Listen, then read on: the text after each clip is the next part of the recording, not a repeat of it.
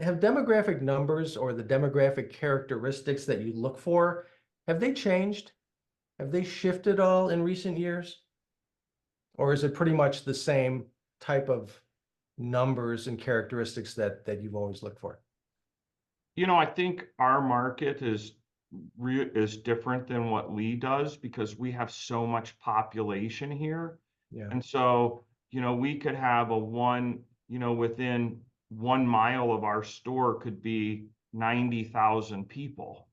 And so, we have some really, high density living here in Dallas. And so, I would say for us, the demographics are, changing in that, we get a lot of upper income customers dropping off their laundry.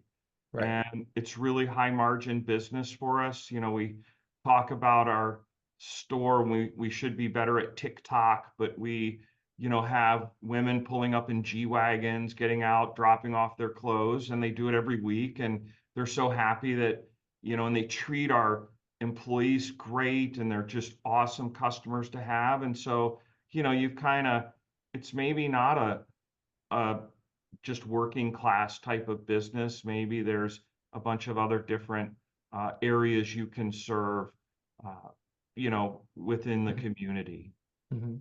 So we look at, we don't necessarily look at, strictly low income, but we do want to have that working class family as our base of self-service business. Right, right.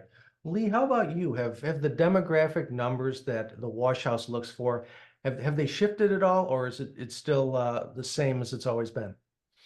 Yeah, they're always changing. So we have grown out of Eastern North Carolina, which is a very rural part of our state, and into kind of the more densely populated, highly populated areas in Central North Carolina.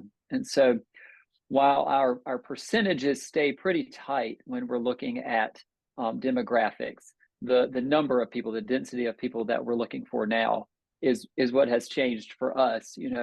We grew up in 2 miles, if there were 5,000 people, that was awesome. And now, our best store has 50,000 people within 2 miles, not quite the 90,000 in 1 mile there in Dallas. That would be pretty incredible.